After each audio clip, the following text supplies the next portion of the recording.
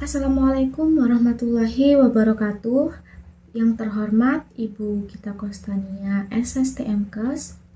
Perkenalkan, saya Nur Aisyah Alfaradika, kelas 1A, NIM 018, Prodi Sarjana Terapan Kebidanan Malang. Di sini saya akan menjelaskan tentang posisi anatomi dan bidang tubuh. Posisi anatomi yang benar adalah badan tegap, kaki sedikit dibuka, pandangan ke depan, tangan menghadap ke depan, ibu jari menjauhi batang tubuh seperti ini. Selanjutnya adalah bidang tubuh. Yang pertama yaitu medial. Medial adalah bagian tengah yang membagi tubuh menjadi dua bagian yang hampir sama.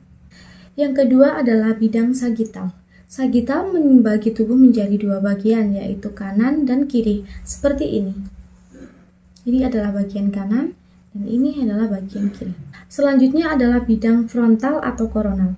Bidang frontal membagi tubuh menjadi dua bagian, yaitu bagian depan dan bagian belakang, seperti ini. Ini adalah bagian depan, dan ini adalah bagian belakang. Yang terakhir yaitu bidang transversal. Bidang transversal membagi tubuh menjadi dua bagian, yaitu yang pertama adalah bagian atas, dan sisanya adalah bagian bawah.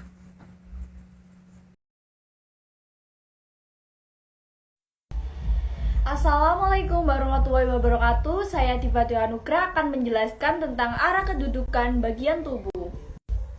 Anterior yang artinya adalah depan. Bagian depan tubuh yang contohnya adalah lambung terletak anterior terhadap limpa. Dan posterior yang artinya adalah belakang atau dorsalis ke arah belakang. Contohnya jantung terletak posterior terhadap tulang rusuk. Dan superior yang artinya adalah atas, yaitu ke arah atas tubuh yang berdiri, dekat dengan kepala. Contohnya, mulut terletak superior terhadap dagu.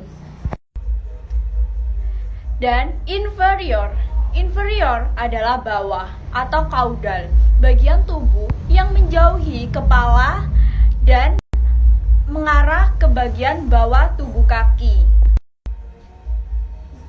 Contohnya, pusar terletak inferior terhadap payudara. Dan superficial lebih dekat di permukaan. Contohnya, otot kaki terletak di superficial dari tulangnya. Dan profunda lebih jauh dari permukaan. Contohnya tulang hasta, pengupil terletak lebih profunda dari otot lengan bawah. Dan medial adalah dalam, lebih dekat ke bidang median. Contohnya, pangkal lengan terletak medial terhadap tubuh. Dan lateral adalah luar, menjauhi bidang median. Contohnya, telinga terletak lateral terhadap mata.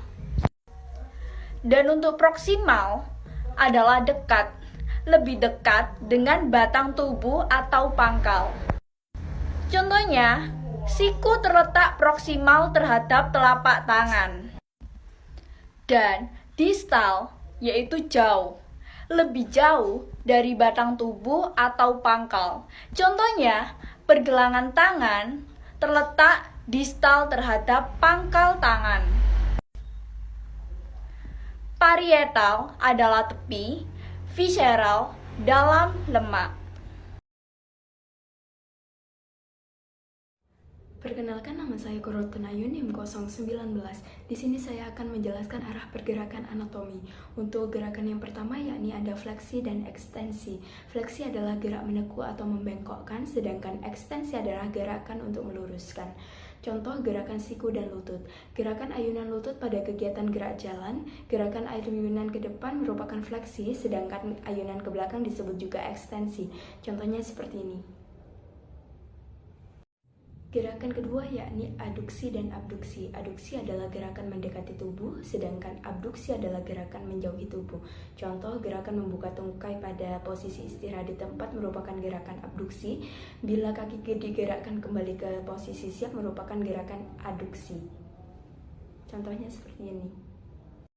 Gerakan yang ketiga yakni elevasi dan depresi. Elevasi yaitu merupakan gerakan mengangkat, sedangkan depresi adalah gerakan menurun. Contohnya gerakan membuka mulut disebut juga elevasi dan menutupnya disebut juga depresi. Ada juga gerakan pundak ke atas disebut juga elevasi dan pundak ke bawah disebut juga depresi. Seperti ini contohnya. Gerakan yang keempat yakni inversi dan eversi. Inversi adalah gerakan memiringkan telapak kaki ke dalam tubuh, sedangkan eversi adalah gerakan memiringkan telapak kaki keluar. Contoh gerak inversi adalah saat melihat telapak kaki karena ada kotoran yang menempel, sedangkan gerak eversi adalah melihat mata kaki saat sedang berdiri. Juga perlu diketahui untuk istilah inversi dan eversi hanya untuk wilayah pergelangan kaki saja. Contohnya seperti ini. Gerakan yang kelima yakni supinasi dan pronasi. Supinasi adalah gerakan mengadahkan tangan seperti ini. Sedangkan pronasi adalah gerakan menelungkupkan tangan seperti ini. Contoh gerak supinasi dan pronasi adalah saat kita merentangkan jari dan lihat telapak tangan dan jari-jari, lalu putar telapak tangan untuk melihat kuku. Perlu diketahui istilah supinasi dan pronasi hanya dilakukan untuk wilayah pergelangan tangan saja. Gerakan yang keenam yakni endorotasi dan eksorotasi. Endorotasi adalah gerakan ke dalam pada sekeliling sumbu panjang tulang dan bersendi, sedangkan eksorotasi adalah gerakan rotasi keluar. Yang terakhir yakni protraksi dan retraksi. Protraksi yakni memajukan bagian tubuh seperti saat menonjolkan rahang bawah ke depan atau membusungkan dada, sedangkan retraksi yakni gerakan menarik bagian tubuh ke arah belakang seperti saat meretraksi mandibula. Perlu diketahui juga, rotasio adalah gerakan paksi atau memutar, sedangkan sirkumduksio adalah gerakan sirkuler.